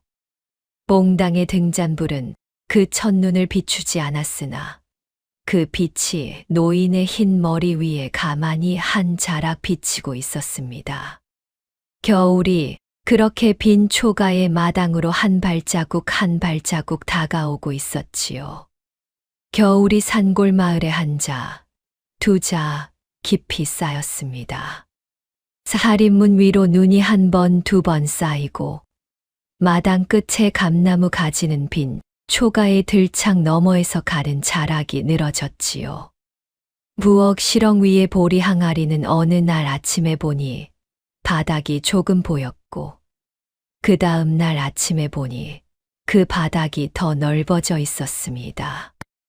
연실은 그 항아리를 한 번, 두 번 가만히 들여다보고는 두 번째 그릇을 살짝 들어 안에 남은 보리쌀을 한 손으로 가늠해 보았습니다. 한 돛박도 채 못 되는 양이었지요. 두 사람이 보름을 버틴다 치면 그릇 한 그릇에 보리 두 줌으로 죽을 끓여야 할 정도였습니다. 어른, 양식이 거의 다 갔습니다. 연실이 봉당 윗목에 가서 노인 앞에 가만히 앉으며 한 번 말하자 노인은 굽은 손가락을 한 번 폈다 접었다 하더니 짧게 답했습니다. 마을에 한번 다녀오너라. 동냥이라도 하라. 마을에는 다녀와도 한 줌도 받기 어려울 것이지요. 외삼촌네 살인문도 지난번에 다쳤습니다. 연실은 며칠 전 한번 외삼촌 댁에 보리 한 뙑박을 빌리려 살인문 앞에 섰던 일을 떠올렸습니다. 외삼촌은 살인문 안쪽에 굳어선 채 한참을 가만히 있다가 한마디만 짧게 흘렸지요. 내가 너에게 보리 한 줌이라도 빌려주는 것을 마을에서 보면 그날로 우리 집안도 마을에서 같은 취급을 받는다. 너는 가서 너의 길을 가거라. 그 살인문이 그날로 닫혔고 연실은 다시 마을 어귀로 돌아 나와 빈 초가 쪽으로 발걸음을 옮겼습니다. 한참을 마을 길을 걷는 동안 등 뒤에서 떨어진 한마디는 다만 그 마을 한 자락에 가는 한숨뿐이었지요. 연실은 그 일을 다시 노인에게 다 들려주지는 않았습니다. 다만 살인문 안쪽으로 들어와 짧게 한마디 했을 뿐이었지요. 제가 산속에 한번 들어가 보겠습니다. 산속에는 아직 캐 둘만한 뿌리들이 있을 것입니다. 한겨울 산속에서 캐는 칡뿌리는 약효가 한층 깊다 하셨지 않습니까? 산이 깊다. 길을 잘 보고 가거라. 길은 어릴 적부터 다닌 길이지요. 다녀오겠습니다. 연실은 보퉁이 하나에 집신 한 짝을 더 챙겨 등에 메고 호미 한 자루를 손에 들고 빈 초가에 살인문을 나섰습니다. 산자락에는 무릎 정도로 눈이 쌓여 있었지요. 연실은 한 발 한 발 그 눈을 헤치며 산속으로 들어갔습니다.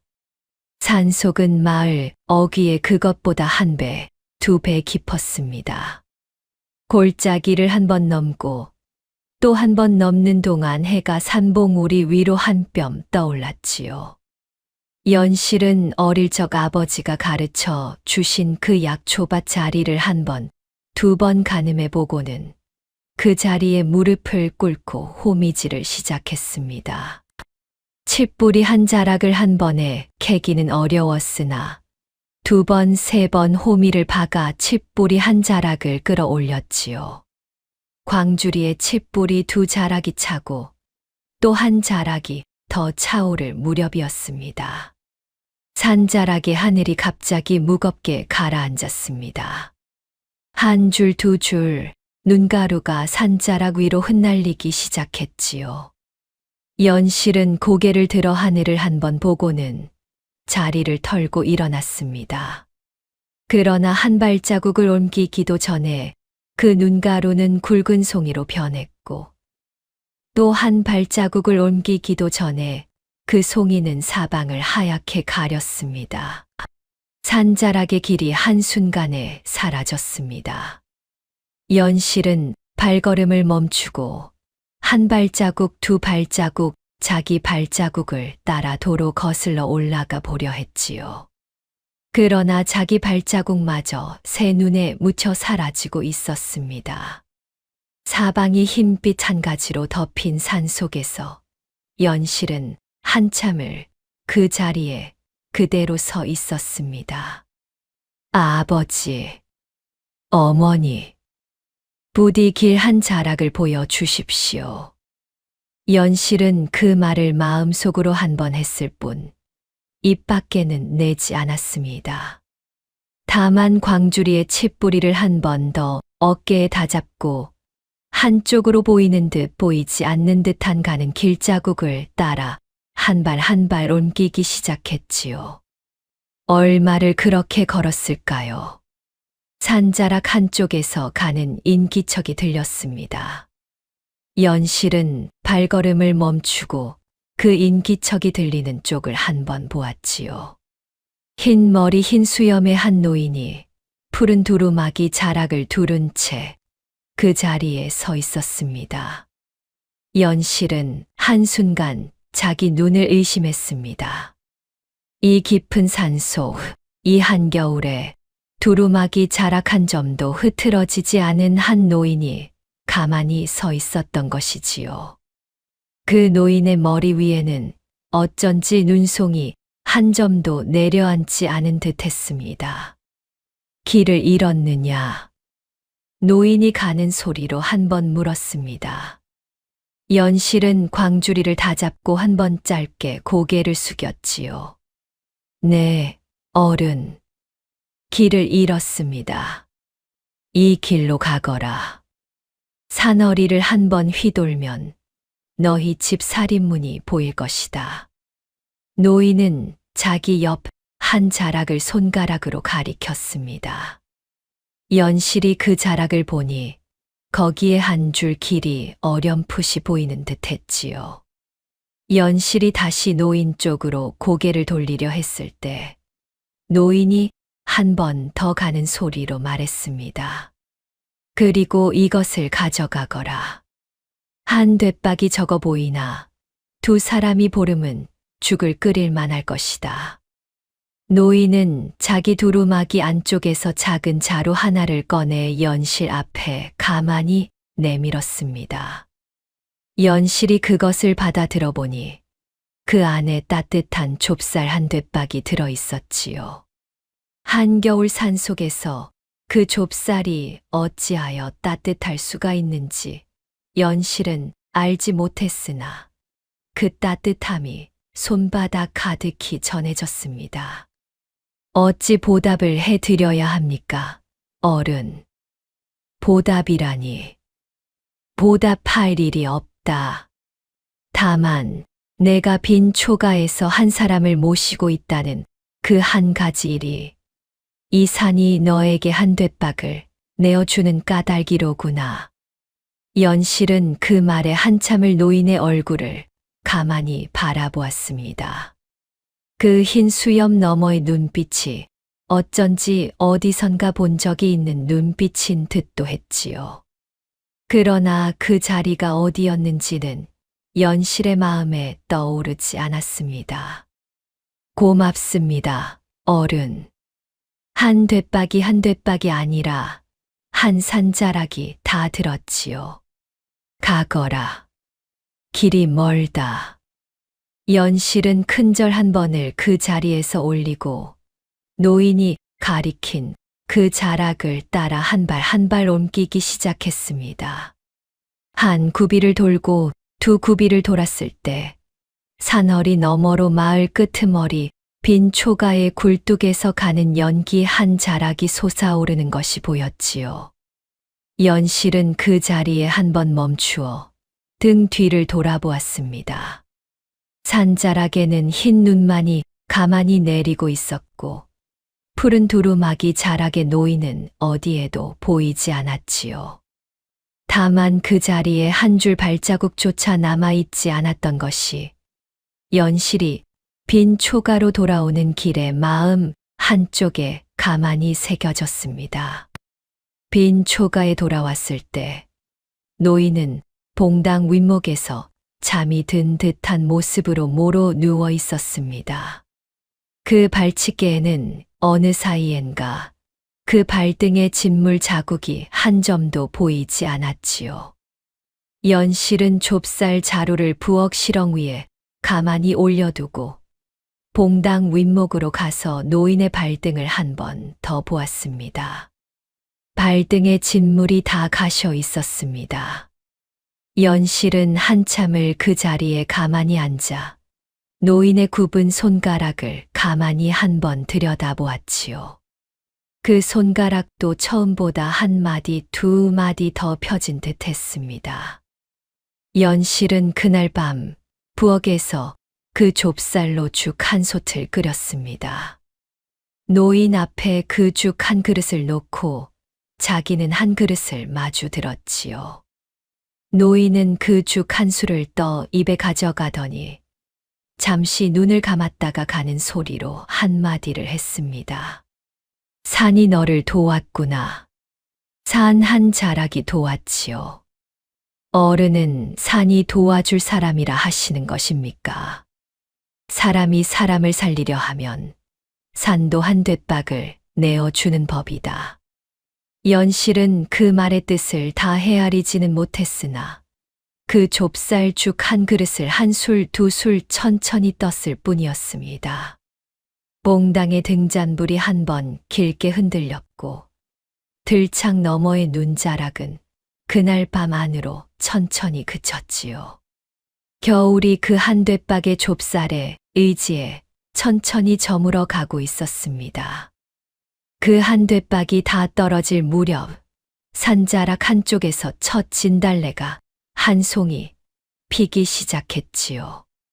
봄이 다시 마을 끄트머리 빈 초가의 살인문 앞으로 천천히 다가오고 있었습니다. 봄이 산골 마을에 천천히 깃들었습니다. 마당 끝에 감나무 가지에 새순이 한 점 두 점 돋고 살인문 옆 진달래는 분홍빛 한 자락을 환하게 펼쳐두었지요. 빈 초가의 봉당 윗목에는 햇빛 한 자락이 따뜻하게 들어와 노인의 흰 수염 위에 가만히 머물러 있었습니다. 연실은 그 봄날의 새벽 부엌에서 식은 물 한 그릇을 데우다가 마을 어귀 쪽에서 무엇인가 길게 울리는 가는 소리를 한 번 들었습니다. 말 발굽 소리였습니다. 산골 마을의 말 발굽 소리가 울리는 것은 1년에 한 번 있을까 말까 한 일이지요. 그것도 한 마리가 아니라 여러 마리의 발굽이 일제히 한 가락으로 울리고 있었습니다. 연실은 솥뚜껑을 가만히 내려놓고 부엌 봉창을 한 번 빼꼼히 내다보았으나 봉창 너머로는 아직 마을길 한 자락밖에 보이지 않았지요. 봉당의 노인이 그 소리에 천천히 고개를 들었습니다. 그러더니 굽은 손가락을 한 번 천천히 가슴팍 안쪽으로 가져갔지요. 그 안쪽에 비단 주머니를 한 번 다잡는 손길이었습니다. 말 발굽 소리는 점점 가까워졌습니다. 그 뒤로 사람의 발걸음 소리, 가마꾼의 외침 소리, 휘장이 바람에 펄럭이는 소리가 한꺼번에 마을길 한 자락을 채우고 있었지요. 마을 사람들의 살인문이 한 짝 두 짝 열리고 사람들이 마당으로 우르르 쏟아져 나오는 소리가 들려왔습니다. 아니, 저게 무엇인가? 가마 비단 휘장 두른 가마가 아닌가? 한양에서 오신 분들이라네. 한양에서. 어쩌자고 우리 마을로 우리 마을의 한양분들이 오실 일이 무엇인가? 마을 사람들의 그 웅성거림 사이로 외삼촌 김서방의 목소리가 한 번 길게 솟구쳤습니다. 우리 집 앞이 아닌가? 아닐세, 우리 집은 지나치네. 마을 끄트머리 쪽으로 어디 가시는 길인가?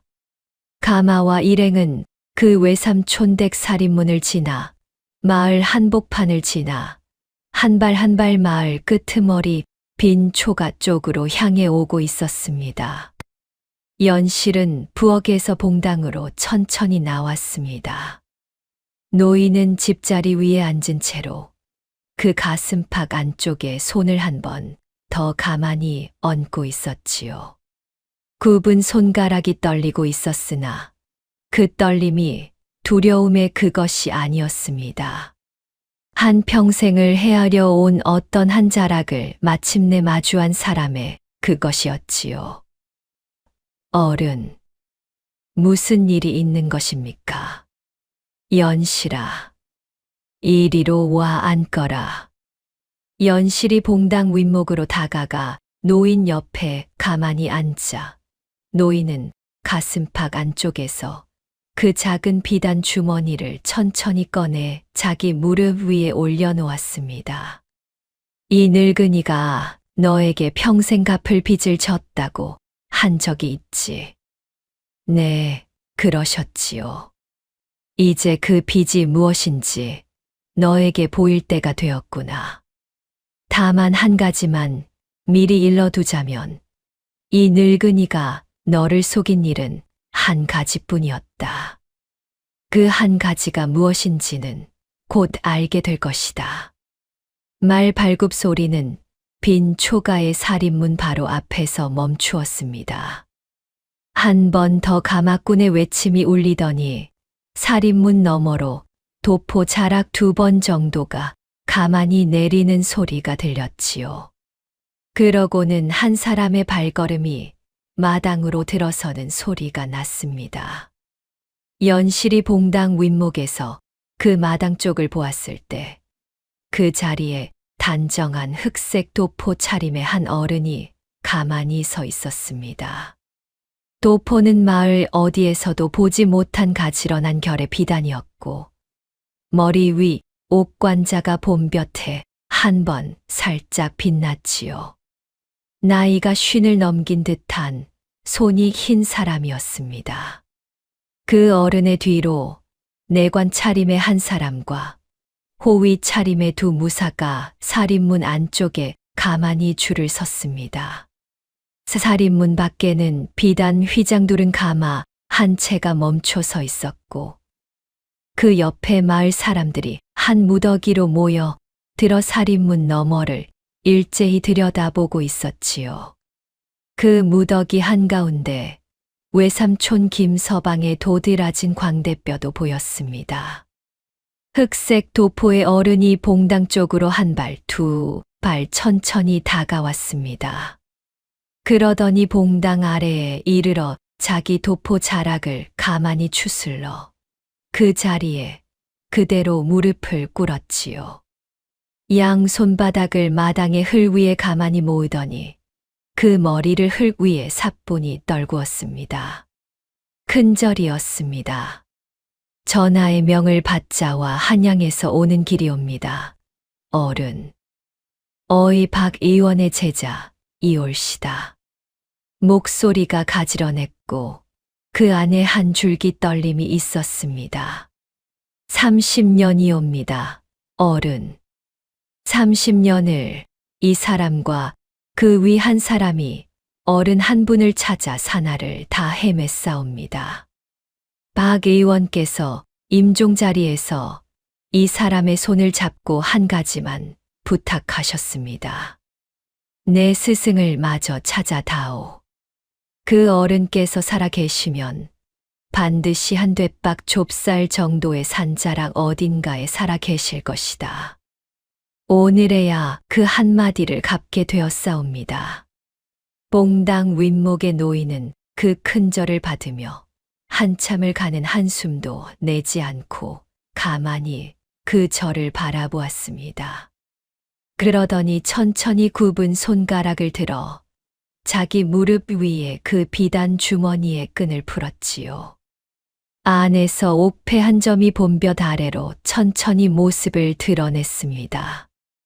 옥패 한쪽 면에 가는 글자 2자가 새겨져 있었지요. 인심. 마당의 어이 이 의원이 그 옥패를 한번 보더니 다시 한번 머리를 흙 위에 사뿐히 떨구며 짧게 답했습니다. 30년 전 전하께서 어른의 스승이신 분께 친히 하사하시고 박 스승께 다시 그 신표가 전해진 그 옥패가 분명하옵니다. 어른께서 그것을 가슴팍에 품으신 채로 한겨울 한여름을 다 지나오셨으니 신하된 자가 무어라 드릴 말씀이 없사옵니다. 봉당 윗목의 연실은 그 자리에서 한 발자국도 움직이지 못한 채 자기 옆 노인의 흰 수염을 한 번, 그 옥패를 한 번 가만히 번갈아 보았습니다. 마당에 이 의원이 천천히 고개를 들고 봉당 윗목의 노인을 한참을 가만히 바라보았습니다. 그러고는 가는 소리로 한 번 더 말을 이었지요. 30년 전 한양 어전에서 한 사람이 어른을 모함하였사옵니다. 어른께서 어이 박 스승의 약을 다스리시던 자리이셨고 그 약이 어린 전하의 목숨을 살린 자리이셨습니다. 그 일을 시기한 한 분이 어른께 모함을 씌워 어른의 목숨을 노렸사옵니다. 어른께서 한 가지 약초를 일부러 다스리시어 한센병에 그것처럼 살갗에 자국을 한 번, 두 번 일으키시고 산하로 자취를 감추셨다는 그 한 자락만이 박 스승의 임종 머리에 들었던 한 가지 이야기이옵니다. 봉당의 노인이 그 말에 한 번 가는 한숨을 길게 내쉬었습니다. 그러더니 흰 수염을 한 번 쓸어내리고 가는 소리로 답했지요. 그러하다. 한 약초의 부작용을 일부러 다스려 살갗에 자국을 만들었지. 그것이 한센병의 그것과 닮았으니 그 누구도 나를 가까이 하지 못하였다. 30년을 그렇게 산하의 한 자락에 묻혀 살아왔다. 전하께서 어전에서 한 번이라도 그 모함을 직접 들으셨으면 어른을 그렇게 보내지 않으셨을 것이옵니다.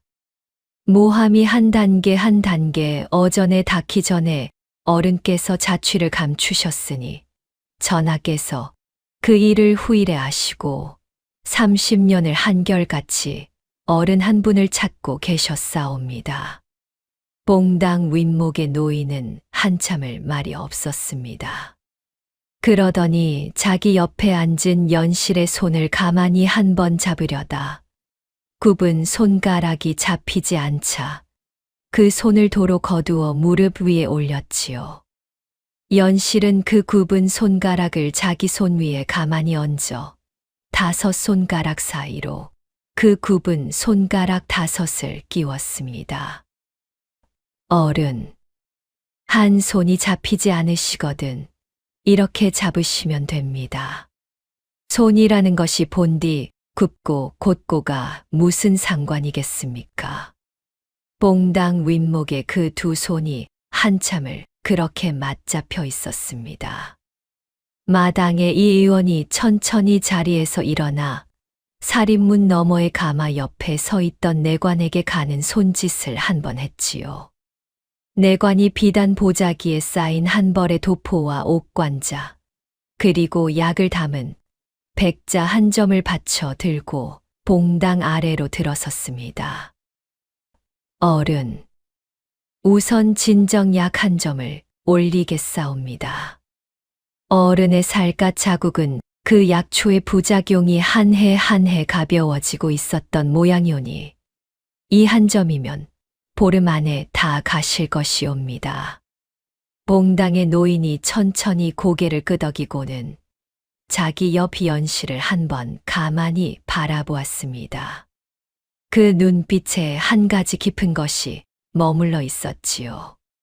한평생 한 곳을 향해 굳게 다물어 두었던 입을 비로소 한 번 열어도 좋은 자리에 닿은 사람의 그 눈빛이었습니다.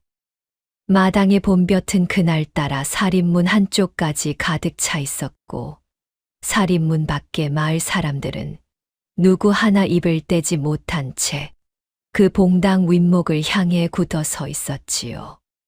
외삼촌 김서방의 도드라진 광대 위로 한 줄기 식은 땀이 천천히 흘러내리고 있었습니다. 이 의원이 올린 약은 한 첩, 2 첩 노인의 입에 천천히 들어갔습니다.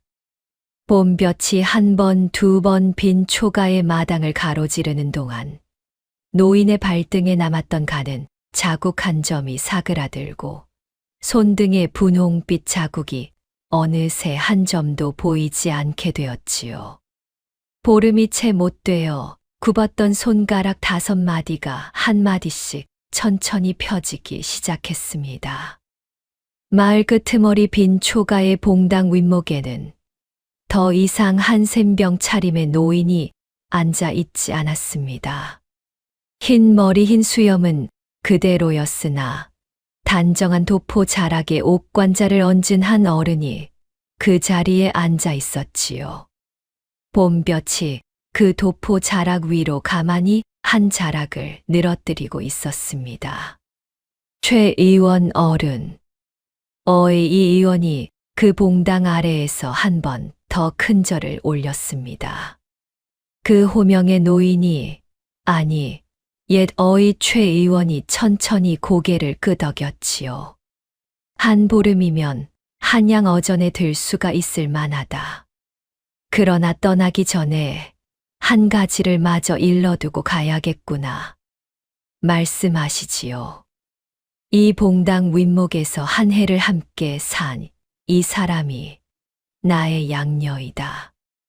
봉당 윗목의 연실이 한순간 자기 귀를 의심하고는 옆자리에 최 의원을 가만히 돌아보았습니다. 최 의원은 흰 수염을 한 번 쓸어내리더니 가는 미소를 입가에 띤 채 연실의 어깨에 한 손을 얹었지요. 연실아, 늙은이가 너에게 평생 갚을 빚을 졌다고 한 적이 있지. 그 빚을 한 번에 갚을 수가 없으니 너를 평생 곁에 두어 한 자락 한 자락 갚으려 한다. 너의 친정이 일찍 비었으니 늙은이의 한양 사랑채를 너의 친정으로 다시 한번 채워다오. 어른 이 사람은 청상과부이옵니다. 어찌 어른의 양녀라는 자리가 청상이라 한들 사람의 자리가 어디로 가겠느냐. 너는 한 사람을 살린 사람이고 그 한 사람이 곧 늙은이다. 늙은이가 너에게 한 자락 한 자락 갚을 자리를 마저 마련해 다오.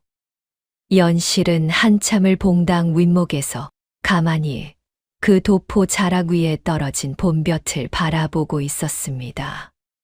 그러더니 천천히 자리에서 일어나 그 자리에 그대로 큰절 한 번을 깊이 올렸지요.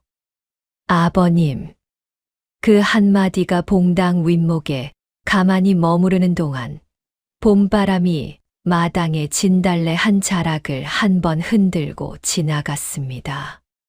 마당의 어이 이 의원이 그 큰절을 받든 최 의원의 옆 얼굴을 한 번 가만히 보더니 다시 한 번 자기 도포 자락을 추슬렀습니다. 최 의원 어른께 전하께서 어른의 한 해 한 해의 사연을 들으시고 어른께서 한 해를 의지해 사신 이 댁따님께 한 가지 상을 내리고자 하옵니다. 비단 한 필, 곡식 한 섬, 그리고 한 가지 더. 봉당 윗목에 최 의원이 가는 소리로 그 한 가지 더가 무엇이냐는 듯 고개를 가만히 한 번 기울였습니다. 전하께 한 가지 말씀을 직접 올리고자 하옵니다. 이 의원은 잠시 자리를 가다듬더니 가는 소리로 한 번 더 입을 열었지요. 그 목소리에 한 줄기 깊이가 있었습니다. 전하께서 어전에서 신에게 친히 물으셨습니다. 그대가 그 어른을 찾았다 하니 그 어른께서 한 해를 어떻게 사셨는가? 누가 그 한 해를 채워 주었는가? 신이 그때 어전에서 한 가지를 더 올리고자 하옵니다. 어른께서 신에게 일러주신 그 한마디를 말이옵니다. 그 한마디라. 이 댁 따님께서 어른께 처음으로 올린 한마디. 흉이라는 것은 살갗에 있는 것이 아닙니다. 사람의 마음에 흉이 있는 편이 더 두렵지요. 그 한마디를 신이 어전에 그대로 올리고자 하옵니다. 전하께서 그 한마디를 들으시면 어떤 한 가지를 더 내려주실 것인지는 신이 짐작할 길이 없으나 그 한마디는 어전에 마땅히 닿아야 할 한 줄이라 신은 사료하옵니다. 봉당 윗목의 연실은 그 자리에서 가만히 고개를 숙였습니다.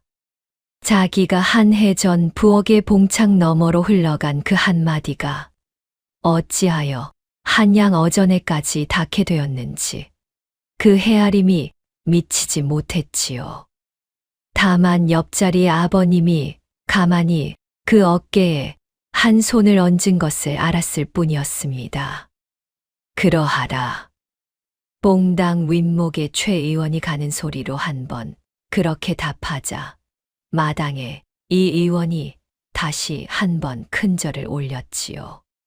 그날로부터 한 달이 채 지나기 전이었습니다. 한양에서 한 사람이 다시 산골 마을 어귀에 다다랐습니다. 이번에는 가마가 아니었지요. 한 무더기의 일꾼들이 큰 돌 한 짝과 글자가 새겨진 나무판 한 짝을 짊어지고 마을 어귀로 들어섰습니다. 전하의 명을 받아 세우는 한좌의 정령회준류만이었습니다. 마을 어귀에 그 정려문이 한 자, 두 자 세워지는 동안 마을 사람들은 누구 하나 살인문 안에 머물러 있지 못했습니다. 모두 마을 어귀로 나와 그 정려문 한 짝이 봄볕 아래 가만히 모습을 드러내는 것을 한 점 한 점 바라보고 있었지요. 정려문 한쪽에 새겨진 한 줄의 글이 마을 어귀의 봄볕 위에 환하게 빛났습니다. 한해, 한 사람을 살린 효녀. 그 손이 굽은 손을 잡았고 그 마음이 마을의 흉을 다스렸다. 마을 사람들 가운데 외삼촌 김서방이 그 정려문 앞에 가장 먼저 무릎을 꿇었습니다. 그 도드라진 광대뼈 위로 두 줄기 눈물이 한꺼번에 흘러내렸지요. 그 옆으로 우물가에서 한때 침을 뱉던 안악이 무릎을 꿇었고 사촌 오라비와 사촌 누이가 무릎을 꿇었습니다. 한 사람이 무릎을 꿇자 두 사람이 따라 꿇었고 두 사람이 꿇자 마을 사람들이 한 무더기로 그 자리에 무릎을 꿇었지요. 연실은 그 정려문 앞에 한 번 가만히 다가서서 마을 사람들 한 사람 한 사람을 한 번, 두 번 천천히 바라보았습니다. 그러더니 가는 소리로 한마디를 했지요. 일어나시지요. 무릎을 꿇으실 자리가 아닙니다. 여러분 한 분 한 분이 그 한 해 동안 어른과 저를 한 번씩 보지 않으시고 지나가 주신 그 자리가 어른께 한 자락 한 자락 살아 계시게 한 자리이지요. 다만 한 가지, 다음에 누군가 마을에 들어왔을 때 그 사람의 살감만 보지 마시고 그 마음 한 자락도 한 번 더 봐주시지요. 마을 사람들은 그 한마디 앞에 한참을 무릎을 꿇은 채로 있었습니다. 봉당 윗목에서 그 모습을 바라보던 최 의원이 가만히 한 번 흰 수염을 쓸어내렸지요. 며칠이 더 지나 봄이 한층 깊어진 어느 아침이었습니다. 비단 휘장 두른 가마 한 채와 어이 이 의원의 일행이 다시 한 번 빈 초가의 살인문 앞에 멈춰 섰습니다. 이번에는 떠날 채비였지요. 최 의원이 가마에 한 발 두 발 오르고 연실은 그 옆 또 한 채의 가마에 천천히 올랐습니다. 가마가 마을 어귀의 정려문 앞을 지날 무렵 연실은 가마의 휘장을 한 번 가만히 들치고 마을 끄트머리 쪽을 한 번 돌아보았지요. 빈 초가가 거기 있었습니다. 지붕 한쪽에 작년 여름 자기가 집 한 다발을 얹어 두었던 자리가 그대로였고 마당에 진달래 한 자락이 살인문 옆에 환하게 피어 있었습니다. 봉당 윗목의 집자리도 한쪽에 그대로 남아 있었지요. 그 한 해의 봉당 윗목에서 한 사람이 한 사람의 굽은 손을 처음으로 잡았던 그 자리였습니다. 연실은 그 자리를 한참을 가만히 바라보다가 가마 안쪽에서 가는 소리로 한마디를 흘렸습니다. 잘 있거라. 가는 봄바람이 그 한마디를 빈 초가의 마당 한 자락으로 옮겨 놓았습니다. 살인문 옆 진달래가 한 번 가만히 흔들렸지요. 가마 일행이 마을 어귀의 정려문 앞을 지나 산자락 한쪽으로 한 번, 두 번 굽이 길을 따라 멀어져 갔습니다. 마을 사람들은 정려문 앞에 한 무더기로 모인 채 그 가마가 산자락 너머로 사라지는 것을 한참을 가만히 바라보고 있었지요. 산골 마을 어귀의 봄볕 아래 정여문 한 좌만이 그 자리에 가만히 서 있었습니다. 그 정여문 한쪽 글자 위로 봄볕 한 자락이 한 번 길게 비치다. 한 번 더 길게 비치고는 천천히 산자락 너머로 옮겨갔지요. 산자락의 그 봄, 그렇게 한 해가 다 갔습니다.